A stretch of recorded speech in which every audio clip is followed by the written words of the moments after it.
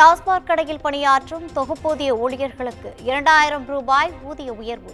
April 1ஆம் தேதி முதல் கணக்கிட்டு ஊதிய உயர்வு வழங்கப்படும் என பேரவையில் அமைச்சர் செந்தில் பாலாஜி அறிவிப்பு.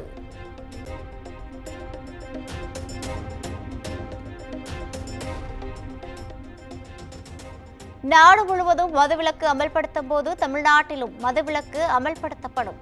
சட்டப்பேரவையில் அமைச்சர் செந்தில் பாலாஜி விளக்கம்.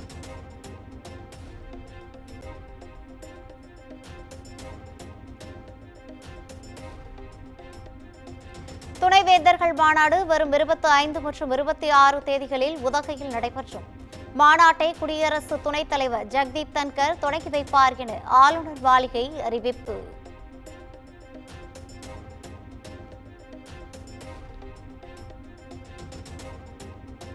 நாடாளுமன்றத்தை விட நாட்டில் யாருக்கும் அதிகாரம் இல்லை. குடியரசு துணைத் தலைவர் ஜெகதீப் தன்கர் மீண்டும் திட்டவட்டம்.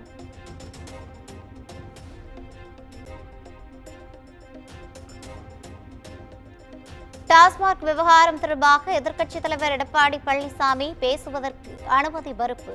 அதிமுக உறுப்பினர்கள் சட்டப்பேரவையிலிருந்து வெளிநடப்பு.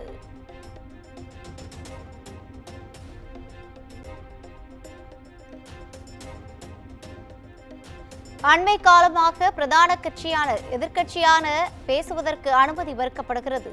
மக்கள் பிரச்சனையை பேசவே சட்டப்பேரவை என எடப்பாடி பழனிசாமி பேட்டி.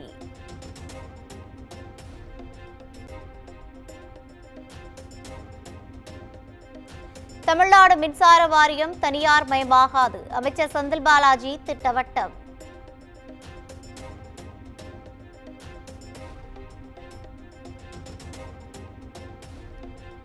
பாவேந்தர் பாரதிதாசனின் பிறந்தநாளை முன்னிட்டு வரும் ஏப்ரல் 29 முதல் மே 5ஆம் தேதி வரை தமிழ் வார விழா கொண்டாடப்படும். விதி எண் 110 கீழ் சட்டப்பேரவையில் முதலமைச்சர் மு க ஸ்டாலின் அறிவிப்பு.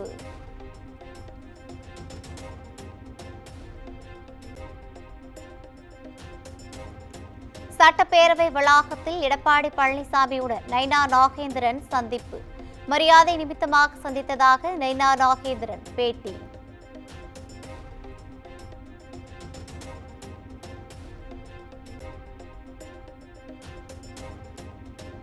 அரசு ஊழியர்களுக்கான பழைய ஓய்வூதிய திட்டம் தொடர்பாக உரிய நேரத்தில் முடிவு எடுக்கப்படும். சட்டப்பேரவையில் அமைச்சர் தங்கம் தென்னரசு உறுதி.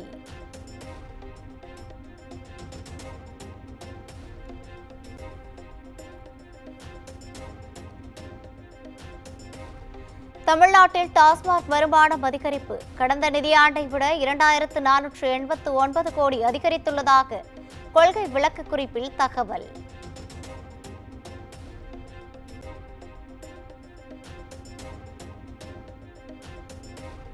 மறைந்த போப் பிரான்சிஸ்கிற்கு சட்டப்பேரவையில் இரங்கல்.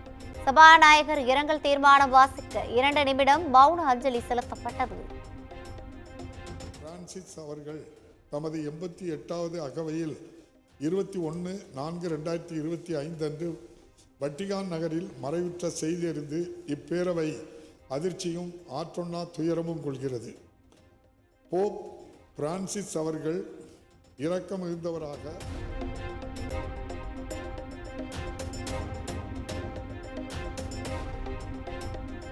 போப் பிரான்சிஸ் இறுதி நிகழ்ச்சியில் தமிழக அரசு சார்பில் அமைச்சர் நாசர் மற்றும் எம்எல்ஏ இனிகோ இருதயராஜ் பங்கேற்பு. முதலமைச்சர் மு க ஸ்டாலின் அறிவிப்பு.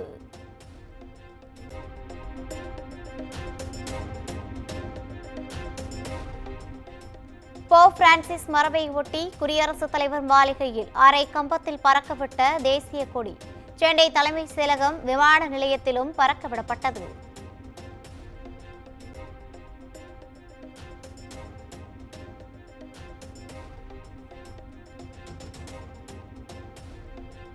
தமிழ்நாட்டில் அடுத்த 4 நாட்களுக்கு 3 டிகிரி செல்சியஸ் வரை வெப்பநிலை உயரக்கூடும். வானிலை ஆய்வு மையம் எச்சரிக்கை.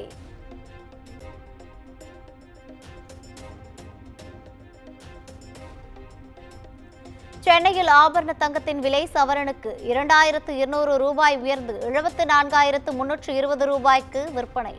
1 கிராம் தங்கம் 9290 ரூபாய்க்கு விற்பனையாகிறது.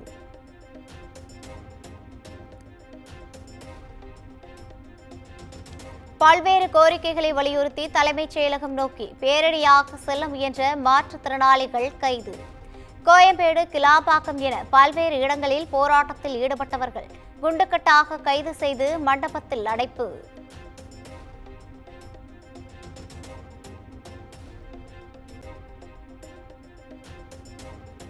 மதம் மற்றும் பெண்கள் குறித்த அமைச்சர் பொன்முடியின் பேச்சை கண்டித்து அதிமுக மகளிர் அணியினர் போராட்டம். பொன்முடி பதவி விலக வலியுறுத்தியும் கைது செய்ய கோரியும் கண்டன முழக்கம்.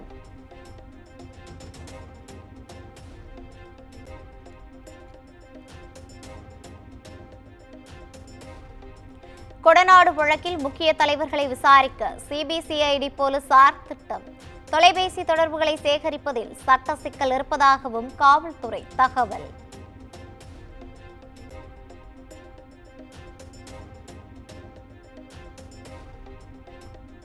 சென்னையில் வரும் 25ஆம் தேதி அதிமுக மாவட்ட செயலாளர்கள் கூட்டம் நடைபெறும். பொதுச் செயலாளர் எடப்பாடி பழனிசாமி அறிவிப்பு.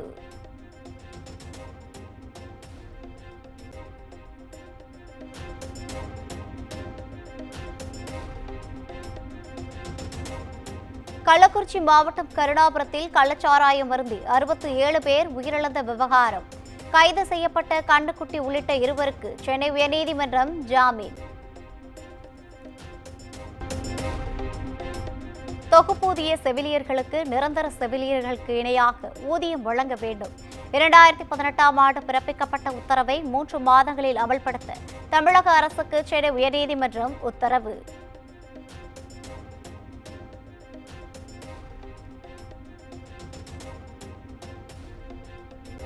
சென்னை அடையாறில் உள்ள புற்றுநோய் மருத்துவமனையில் டாக்டர் சாந்தாவின் சிலை திறப்பு. சிலை மற்றும் நினைவு அருங்காட்சியகத்தை திறந்து வைத்தார் முதலமைச்சர் மு.க. ஸ்டாலின்.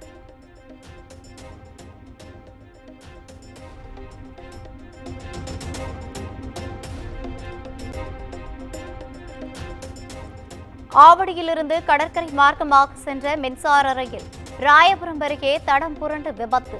2 பெட்டிகள் தடம் புரண்ட நிலையில் சீரமைப்புக்கு பின் ரயில் சேவை தொடக்கம்.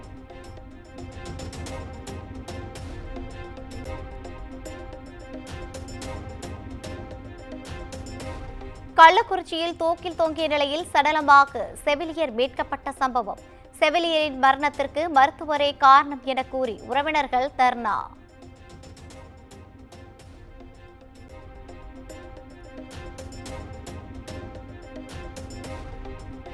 பல்லடம் அரசு மருத்துவமனையில் மின்சாரம் துண்டிக்கப்பட்டதால் நோயாளிகள் அவதி. செல்போன் லைட்டில் மருத்துவம் பார்த்த வீடியோ வெளியாகி அதிர்ச்சி.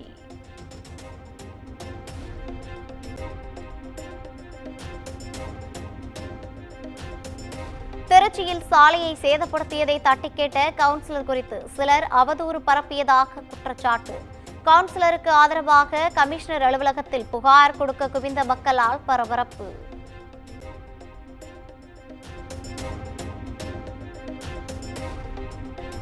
தூத்துக்குடி ஸ்டெர்லைட் ஆலையை திறக்க கோரி நாமக்கலில் லாரி உரிமையாளர்கள் சங்கத்தினர் வேலை நிறுத்த போராட்டம்.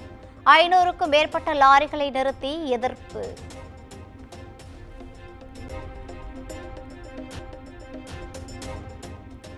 பல்வேறு கோரிக்கைகளை வலியுறுத்தி தூத்துக்குடி அனல் மின் நிலைய ஒப்பந்த ஊழியர்கள் தொடர் போராட்டம்.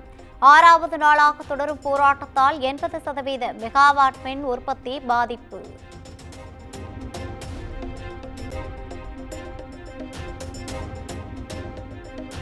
தஞ்சாவூரில் 12 அம்ச கோரிக்கைகளை வலியுறுத்தி 2வது நாளாக ஒப்பந்த தூய்மை பணியாளர்கள் போராட்டம். மாநகராட்சி அலுவலகத்தை முற்றுகையிட்டும் கண்டன முழக்கம்.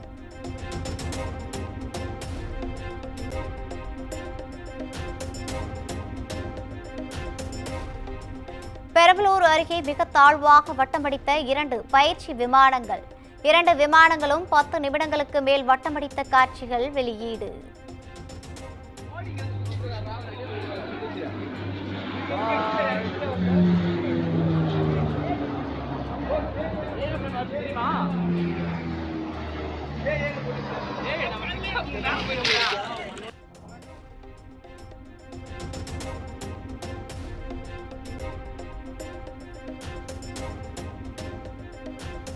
சிவகங்கை அருகே எரிபொருள் ஏற்றி வந்த லாரி மீது அரசு பேருந்து மோதி விபத்து.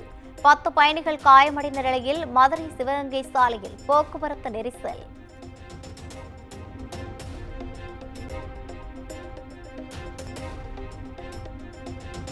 பிரதமர் மோடிக்கு ராணுவ விமானங்கள் புடைசூழ சவுதி அரேபிய அரசு வரவேற்பு. ஜெட்டா நகரில் உற்சாக வரவேற்பு அளித்த காட்சிகள் வெளியீடு.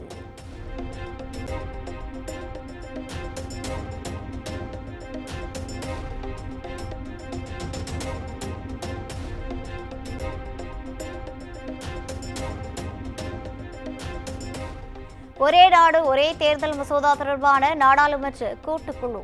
டெல்லியில் குழு தலைவர் பிபி சௌத்ரி தலைமையில் கூட்டம்.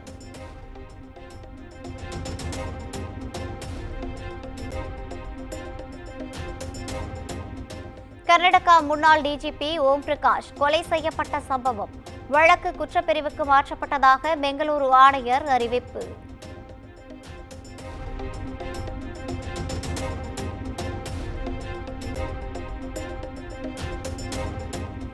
லவ் ஜிகாத்துக்கு பதிலாக தனது தயாரிப்பான சர்பத் ஜிகாத்தை உருவாக்குவோம் என பேசிய பாபா ராம்தேவ் மனசாட்சியை உழுக்குவதாக டெல்லி உயர்நீதிமன்றம் கண்டனம்.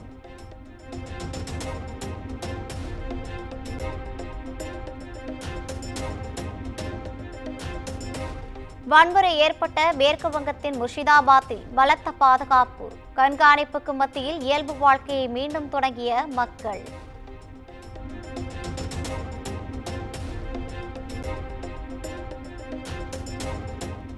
குஜராத் மாநிலம் அம்ரேலியில் தனியார் பயிற்சி விமானம் விபத்து. குடியிருப்பு பகுதியில் விழுந்த நிலையில் விமானி உயிரிழப்பு.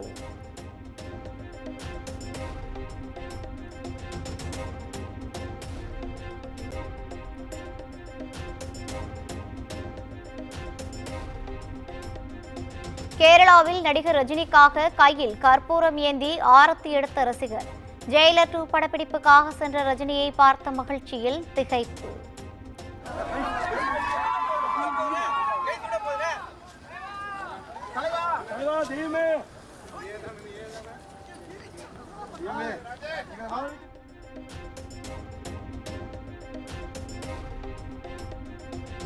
ஆந்திர மாநிலம் தனியார் கல்லூரியில் செல்போனை எடுத்து வைத்ததால் ஆத்திரம். பேராசிரியரை காலணியால் தாக்கி ஆபாசமாக பேசிய மாணவியின் காட்சிகள் வெளியீடு.